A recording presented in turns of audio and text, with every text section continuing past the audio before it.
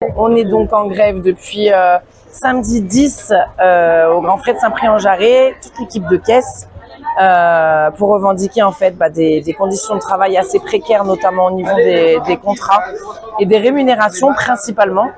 On demande une augmentation de 2 € bruts, ce qui nous semble quand même un minimum pour pouvoir vivre décemment. Des augmentations au niveau des contrats aussi, parce qu'on vise à être de moins en moins.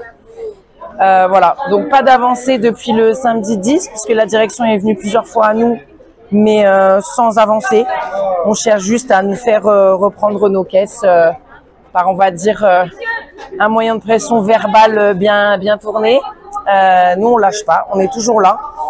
On est un petit peu sceptique en disant est-ce qu'ils vont tenir les coups, et finalement, depuis le premier jour, on n'a pas perdu une seule gréviste. Au contraire, on a multiplié le nombre de grévistes par 2 en prenant en compte les autres magasins, et ça, c'est très encourageant pour nous.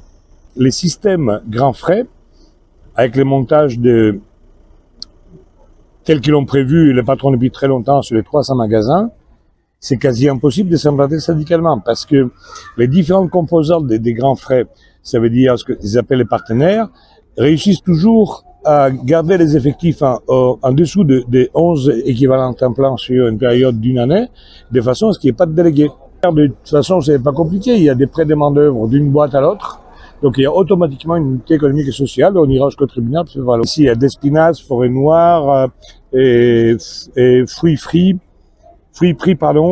j'en oublie certainement, Épicerie du Monde, Prosol, mais le groupe en fait qui porte toutes ces entreprises, c'est Prosol, qui ont été condamnés le 17 janvier à Lyon sur 3 magasins, puisque le tribunal judiciaire qui a été saisi par les syndicats solidaires a bien compris qu'il s'agissait de la même entreprise, donc il les a condamnés à faire des élections le plus rapidement possible pour la création d'un CSE. Ces gens-là puissent impunément depuis toutes ces années avoir 300 magasins, 300 entités différentes. Mais on sait que derrière se cachent des gros financiers. Et c'est de plus des groupes qui accumulent des bénéfices records. Ils ont une progression de 15% de bénéfices en plus chaque année, ou de chiffre d'affaires. Donc ils arrivent à des milliards de chiffre d'affaires. Et les salariés n'ont pas droit il n'y a pas de contre-pouvoir, ils n'ont pas le droit à l'expression.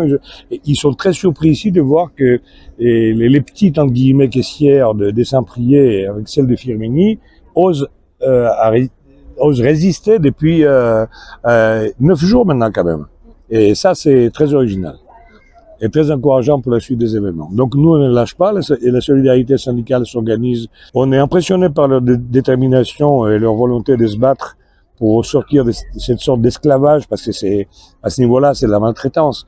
Et quand on voit leurs revendications, on se dit que ce sont des choses qui ne devraient pas exister en revendication, ça devait aller de soi.